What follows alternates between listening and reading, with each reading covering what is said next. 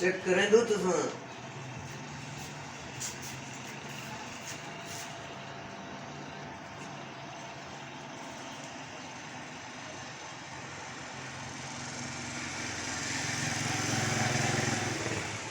दर्द बहुत ही ना बे ज्यादा था भी। अच्छा जी ये तो मैदे का मसला है मैदे का जी मतलब कि दवा शवा। दवा है सही पहले इंजेक्शन ले सूं अच्छा जी सुनो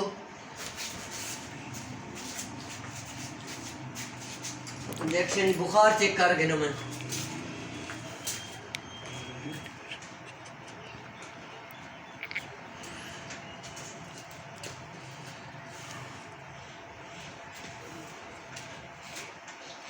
हंड्रेड पे 100 पे जी प्लस बीमारी कोरोना अनुसार दे बुखार है। मजा ले सही होने ते कुछ है ना मैं ये ब्लड प्रेशर चेक करा था जा करो भी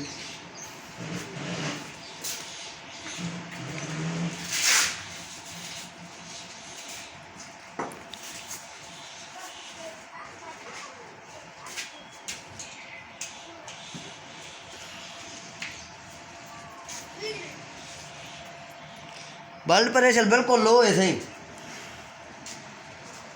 बहुत तो बीमार हो ज्यादा मतलब कि हाल ही ना हाल ही हुए इंजेक्शन वगैरह ले लो ठीक थी वैसे इंशाल्लाह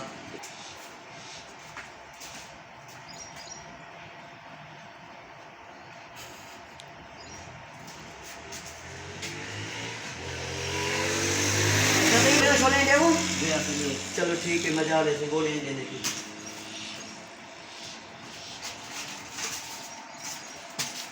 ए लूडू खुराक से खा के नहीं जो मतलब कल शाम को आवनी जो ठीक है सही ठीक है नहीं पैसे सर जी पैसे से ही 750 रुपए एक टीका से तरह बोलेगा 750 रुपये। जी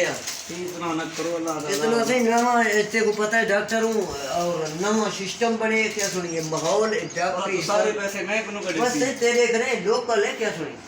सरकारी को नहीं मर्जी है जी पैसे दे दो